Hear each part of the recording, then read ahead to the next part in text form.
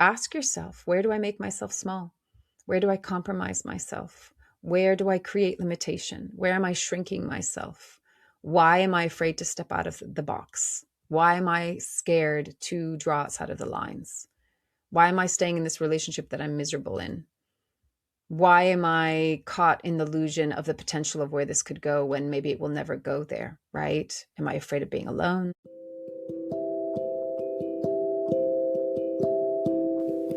This is Corinne Bloom, and you're listening to Raw Conversations.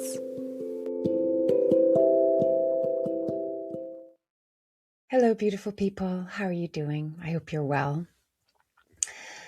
So I don't know who's watching or listening to this, if you're in your 20s, your 30s, your 40s, your 50s, whatever, if you're a woman, if you're a man. I can only speak to this topic from the perspective of being a woman, but I think men are very much included in this. And what I want to talk about today is, why do we make ourselves smaller than we are? Why do we compromise? Why do we try to fit into a box? Why, for some, is safety more important or takes precedence over truth or freedom or even happiness? And why do some of us, some people in relationship, make themselves smaller to fit into that relationship rather than expanding into the vastness of who they might know themselves to be? So really the theme, if I can condense it, is, why do we make ourselves small when we should be doing the exact opposite? So let's dive in. I shared a video on my social, and it was inspired because I had just come out of a rehearsal for singing, because I'm doing a gig in a couple weeks. And whenever I come out of singing, I feel so happy, and I feel free, and I feel expansive, and I feel me. And then as I was driving back, I was reflecting upon this kind of romantic situation that I had been in. And I was thinking to myself, just not about just this one, but like, not all of my relationships, but some of my relationships in the past, I questioned myself, why did I compromise? Or why did I try to fit into a container that was too small for me? And my answer to that was, it wasn't so much that I was trying to shrink myself, but I was trying to be a bridge, perhaps, to have these men that are maybe more contracted and more in a small container or in a small box, or living a more narrow life, to support them in crossing over that bridge so that they can expand into the state of freedom, liberation, of being their true, authentic self. And I think that's just my passion in life. My work has been dedicated to really the liberation of all of us. And what I mean by that is, in my opinion, what is liberation is, you get to be you. You get to be you, uncensored, unedited, without needing to draw in the lines, without needing to play a particular role, whether it's in society or in your family or amongst your peers or whatever it is, that you just get to be you. And you get to metaphorically let your belly out, just be like, it's okay to be you and to feel free being you. And sometimes we're attracted to opposites. Sometimes, I've definitely seen a little bit of a pattern of men being attracted to me because they see that element in me, and they're reaching for it. Because I think as I shared last week, I vowed from a young age to follow my heart, because my body really made it very apparent if I didn't. Like, I just really couldn't. Something would go wrong, basically, to get my attention. And so I vowed from an early age to follow my heart, to trust my heart, to find the courage to sometimes take huge leaps that really scared me, but I did it anyway because I couldn't not do it. And sometimes it's deeply painful, and sometimes it's really lonely, because I'm not willing to settle for anything less than truth. and for anything less than authenticity and integrity and being me and being in the support of that other person really being them, like calling the bullshit of the masks as compassionately as possible to say, hey, here is the metaphoric key to the cage that you put yourself in. Does that make sense? So I've sometimes attracted these men that really are drawn to that because that's what they're calling in and that's what they want for themselves. And they love the feeling of liberation, of the aliveness and the passion and the depth and the, joy that can come from that. But then the fear kicks in.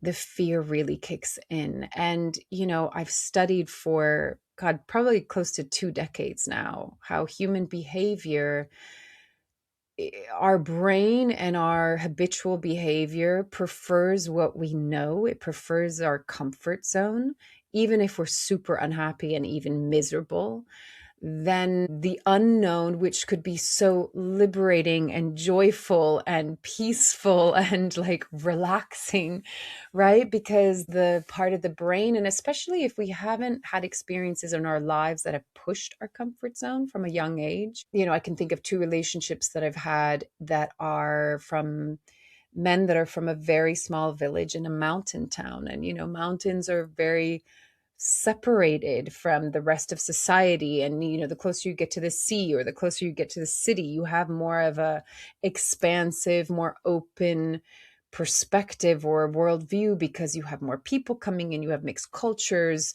The sea brings in travelers, right? The city brings in travelers, where the mountain kind of stays the same for decades and it doesn't need to change, and people sometimes don't even leave like a 10-minute radius. So how can you practice your neuroplasticity when you see the same thing day in and day out, and you're essentially a big fish in a teeny, teeny, tiny pond, like a puddle of a pond? But this can be true for anywhere geographically. It just depends on how much you've allowed yourself to stretch yourself. And I don't, I'm not saying this with any kind of judgment, like if you haven't, then shame on you. But I'm saying it from the perspective that our soul wants to grow and our being also wants to grow. I do think that we're wired for evolution. I mean, look at nature, it's constantly in growth. Sure, it has cycles, so the death and rebirth, and so do we. But you let nature run and it will grow like crazy, right? So we have this natural propensity for growth. And I think more people now than ever are more depressed and more anxious and have more physical ailments because of the stagnancy. And never mind all the other stuff, there's huge overwhelm and chaos. And I really understand that. And I want to honor that and have compassion for that. But I'm just seeing in a more simplistic form that people are wanting to play it safe. And that can have a momentary relief, but then it can, in the long run, be a little bit soul deadening, right?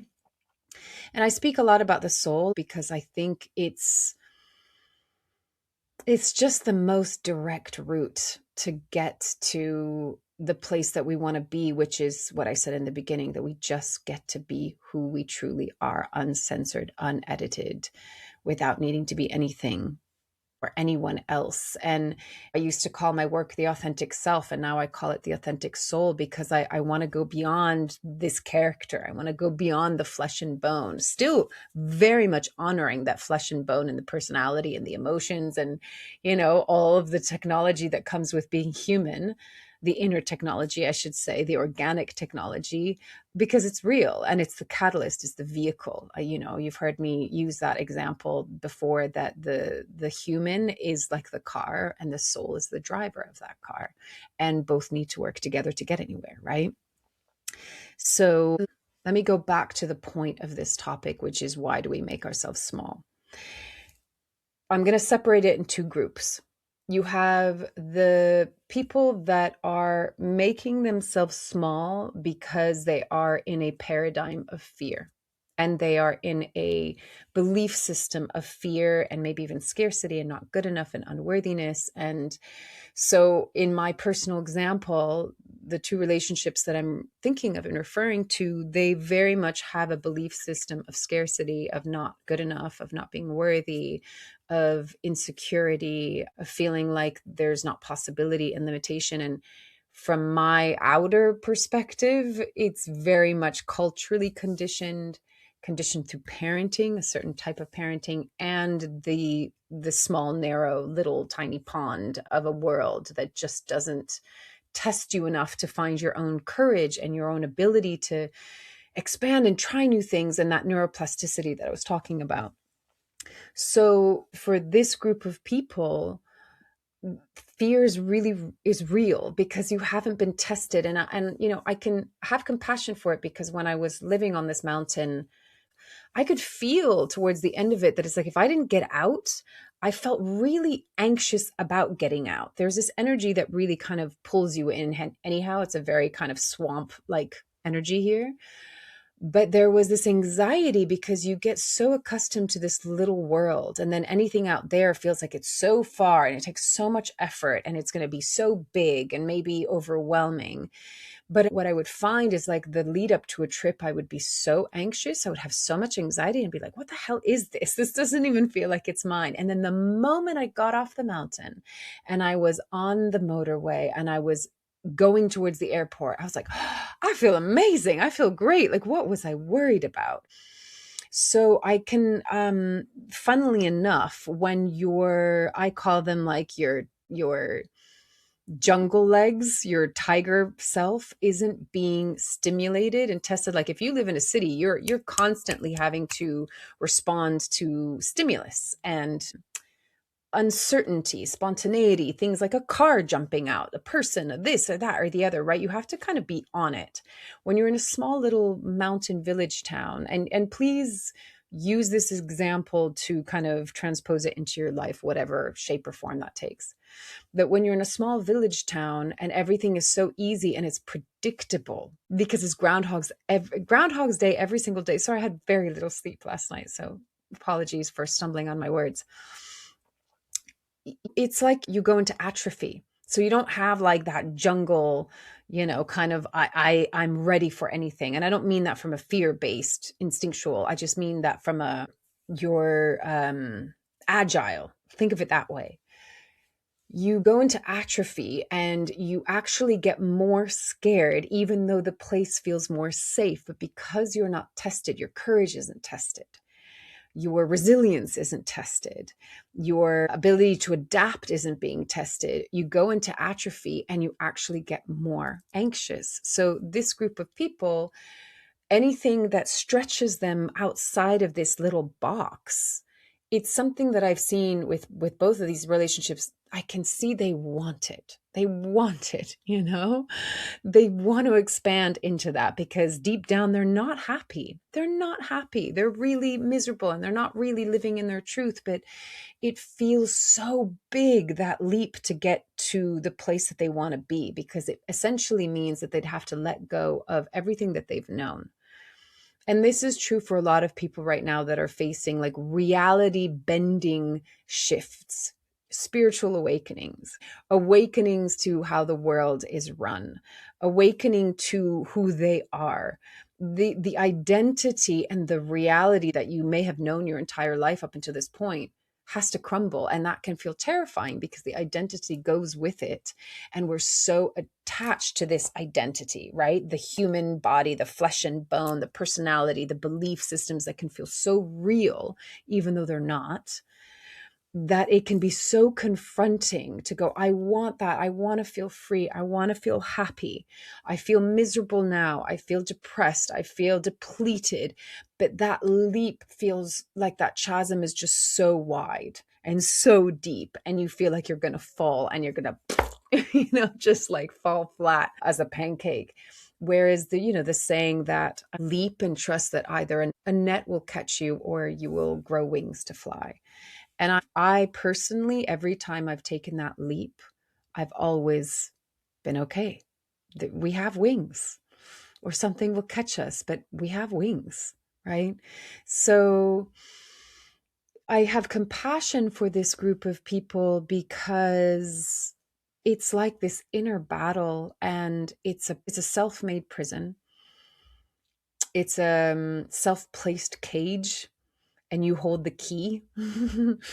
And I understand that it can be really hard to get out of, because also sometimes when we're in a very small environment, it's not at all dissimilar to if you've had friends from school, like high school or even before, or university.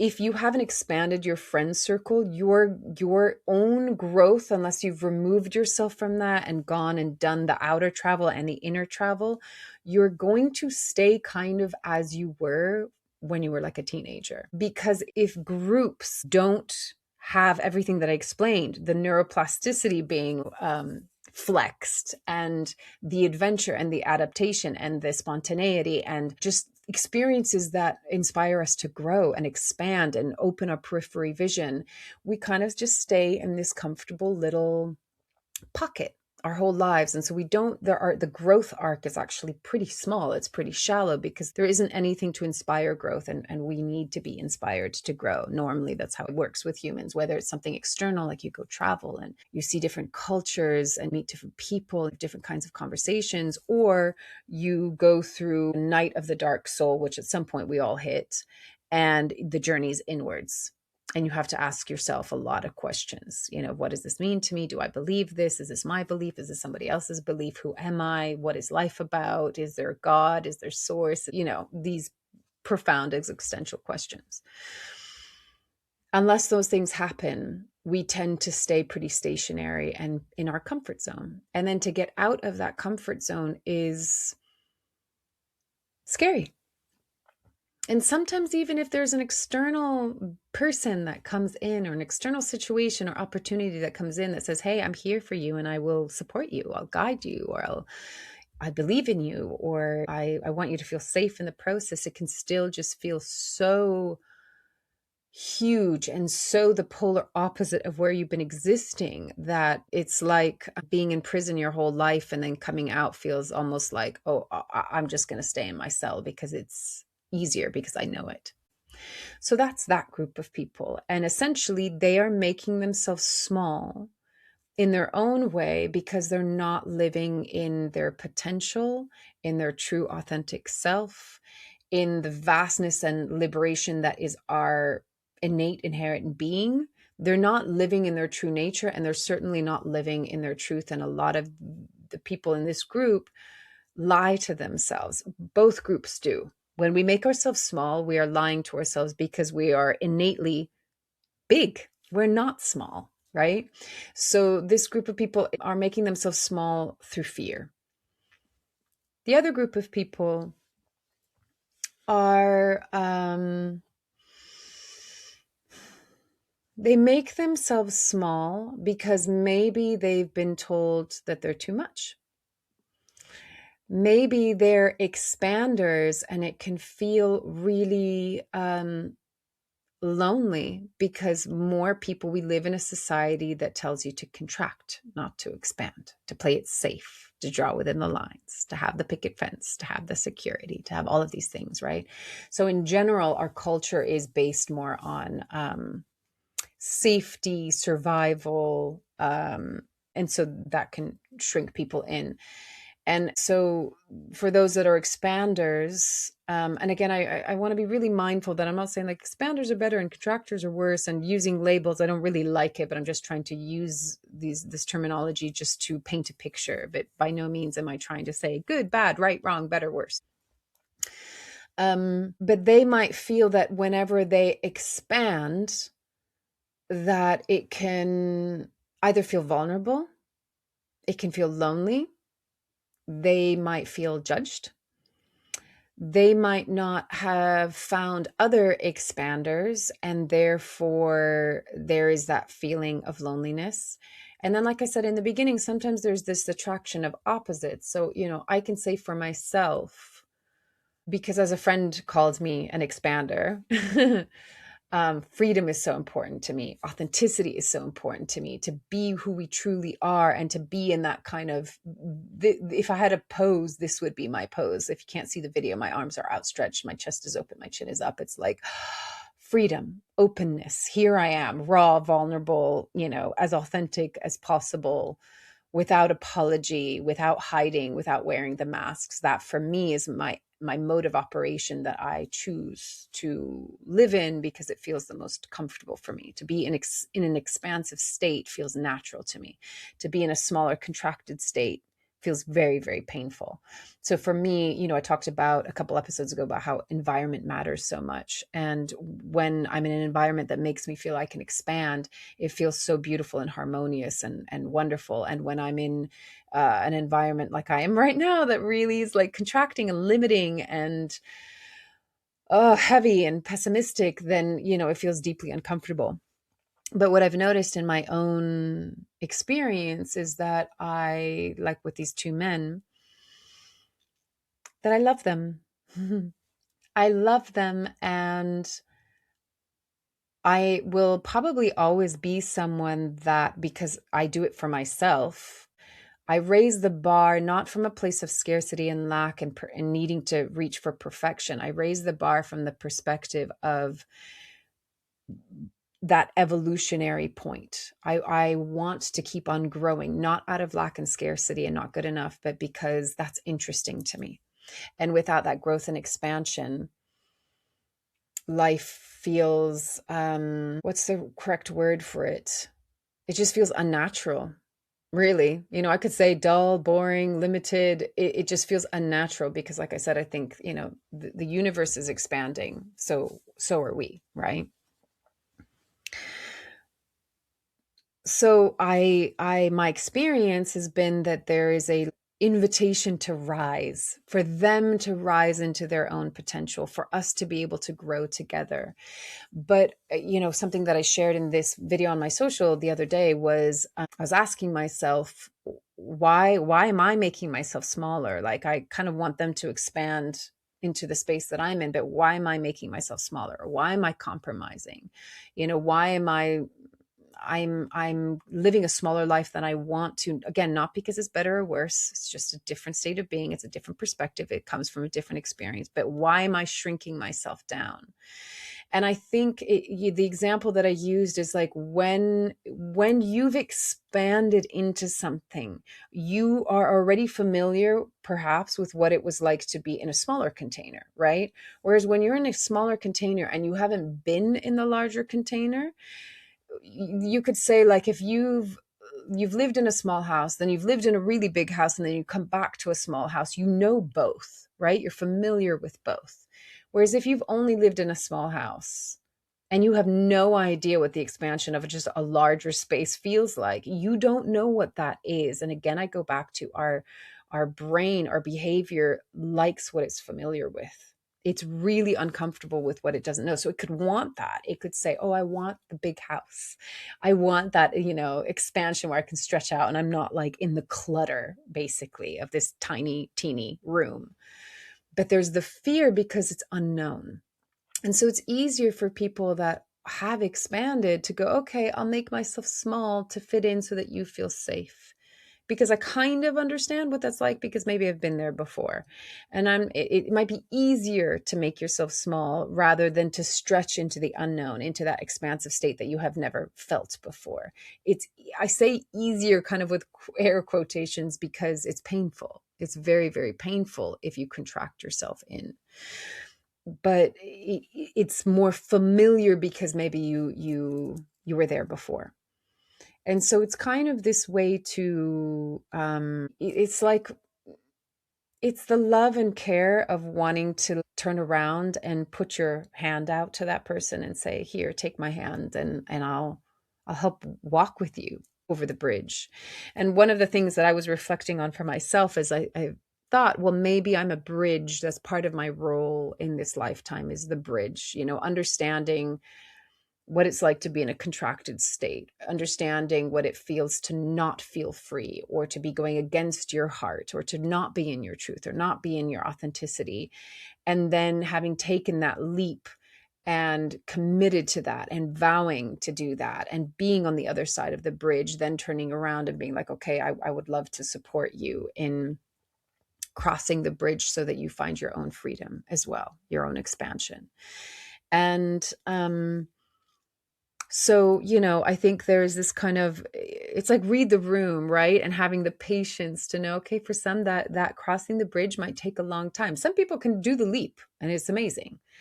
I had a boyfriend like that when I was in my early 20s, where he really took the leap and there was a big expansion, which was amazing to witness. But, for some, it's like, you just dip your toe in. um, but at what's the cost? I think this is the thing. And I think a lot of women, I'm sure men do it too, but I know a lot of women that compromise themselves, that make themselves smaller, that overstep their own boundaries, that make, just they compromise who they are and they make themselves smaller to fit into the relationship. But men do it too. Men do it too. And some people choose it because they want to stay small. They stay in miserable relationships because it's their safety comfort zone, as I talked about the first group. And the other group might stay and make themselves smaller and compromise because they love that person. They see the potential in that person. Ooh, the pit of potential. It's wonderful to see somebody's potential, but we have to meet them where they're at, because it's also not fair to make them stretch, right? Ultimately, it's each individual's choice, should they choose to grow and expand and evolve. If they don't choose that, if they don't choose to heal, if they don't choose to do the inner work, if they don't choose to pull the rug back and look at all the shit that they've swept under it, if they don't choose to look at the shadow within themselves and their wounding and their pains and their inner child, and nothing's going to change. And you can't make them change. And I was reading somebody on Instagram, somebody who's also a coach, and he was saying, you can't even love them enough for them to change. You can't love them enough to change. They have to choose to want to change, grow, expand, whatever the term you want to use. So expanders often go, hey, come on, come and expand with me. Oh, okay, you don't feel comfortable yet. Let me make myself smaller to fit into your world so that you feel comfortable. But they all the while they're trying to kind of convince them, come on, grow, expand.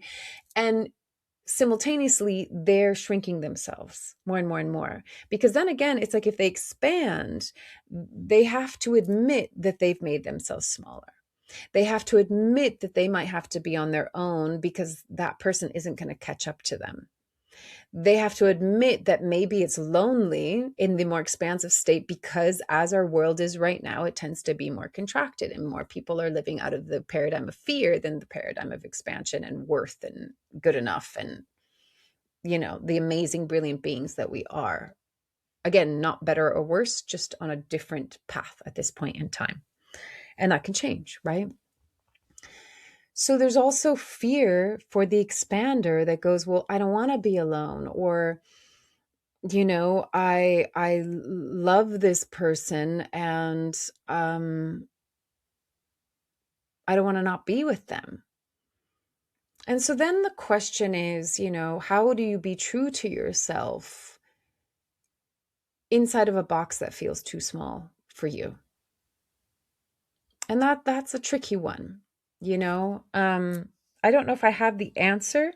I think for me it's comes through communication with that person, comes through sharing desire, through sharing purpose, through being the example and showing what courage looks like, what truth looks like, what authenticity or integrity looks like. And I'm not saying that the expanders, or myself included, not a perfect person, not a perfect human being, but I think sometimes, well, no, I was going to say the difference sometimes that I see is that maybe one group is more honest with themselves than the other, but actually I think both can be in the illusion of the fear and the illusion of potential, because both are an illusion, right?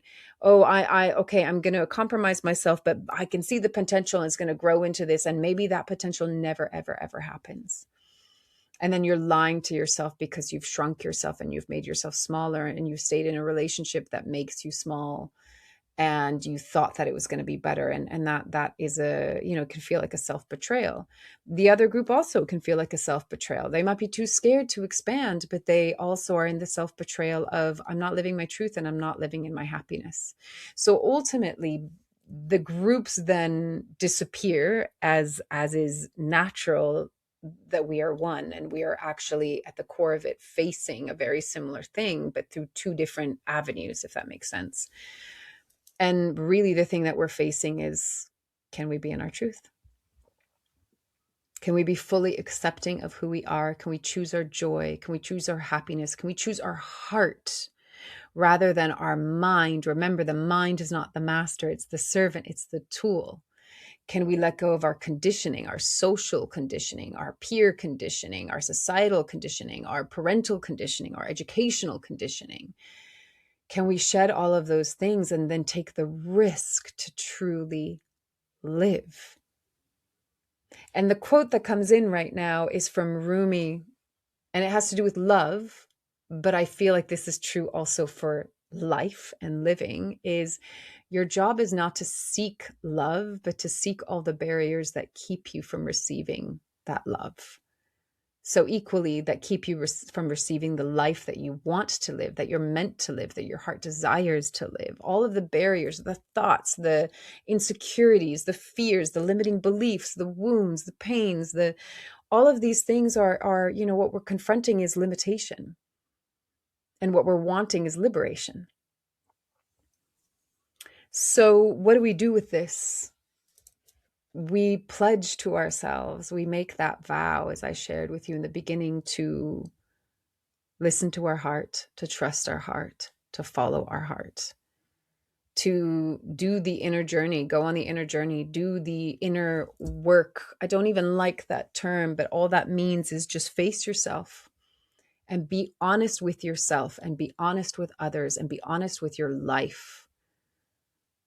And if you're living it small in one shape or another, in one form or another, what do you need to do in order to expand and feel free? And what are the fears that you have to face, and face them with love? One of my first workshops that I ever did back in 2010, I think it was, is embrace your fear. Your fear deserves love. That's the only way it's going to transmute and alchemize, is through your love, through your acceptance, through your embracement of it. Then it can alchemize, and then it finds its courage. Courage comes from heart, and courage comes hand in hand with fear. It takes fear by the hand and says, look, let me show you through heart, which means through love, right? So this isn't about tough it up. This is about tenderness and kindness and gentleness and understanding and compassion and love and understanding and patience.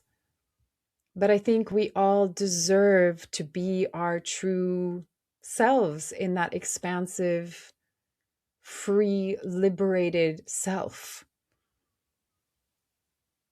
And I'm so grateful that I made that choice. And I have to continue to make that choice. And I can see when I'm playing smaller than I should be, or I'm putting myself in a position that is too small, and I can see, and I invite us both to go into that expansion, but I can only be in that state of love and patience for so long before it's like, if I'm clipping my own wings to stay in this partnership, I can't do it at the end of the day, because then what I'm doing is I'm putting myself in the cage that person has put themselves in. So all you can do is open the door and say, hey, if you want to fly with me, here we go. But if they're not ready, if they don't feel like they can do it in this moment, in this year, in this lifetime, don't make yourself smaller. Be the example of expansion and inspire other people to find the courage to do it as well. And if you find yourself shrinking and compromising, it's okay. It's understandable, but don't lose yourself. Be true to yourself. Inspire the one that's maybe more afraid to be true to themselves. Because that's all this boils down to, is just the truth of who we are, of our being, of our desire, of our heart, of our soul. And again, this is why I love doing this soul work, because you communicate directly with your soul, not with all of your belief systems and your personality and your wounding and your this or that or the other. The visuals might come in, the metaphors might come in, the messages might come in that give us the understanding of why this in our childhood, why this now, why this relationship, why this dynamic, why this illness, why this injury, why whatever, this pattern. But it's seeing it through the lens of your soul, which is going to give you a much vaster, broader, eagle-eye view understanding of why you are going through what you are going through. And then when you make that commitment, not just to your heart, but to your soul, which is your source, then you get to live very differently. And you can see the fear and you can hold the fear, but you recognize life isn't the fear and the limitation that comes with fear. So the invitation is just ask yourself, where do I make myself small? Where do I compromise myself? Where do I create limitation? Where am I shrinking myself? Why am I afraid to step out of the box? Why am I scared to draw outside of the lines? Why am I staying in this relationship that I'm miserable in? Why am I caught in the illusion of the potential of where this could go when maybe it will never go there, right? Am I afraid of being alone? Am I afraid of, it's like what Marianne Williamson said, something along the lines of, we're not afraid of being not good enough. We're afraid of our potential, because our potential is hugely powerful, hugely powerful. I have to find that quote. It's a beautiful quote. So the invitation is inquiry into your own truth, into your own fear of being in your truth, and welcome it all in with gentleness, compassion, love, tenderness, awareness, being, and sit with it, listen to it, talk with it, work with it. Vow to step into your truth. It's going to take balls. It's going to take courage. I don't even want to say balls. It's going to take belief in yourself, and you can do it. I'm here to say I believe in you. You can do it no matter where along the path you are. That's perfect. You can do it. Grow, be big, be you, do you, live, love. Return home to yourself. Okay, I'll leave it at that. As always, take it or leave it as feels right for you, and loving you from afar. Bye. Thanks for being here with me.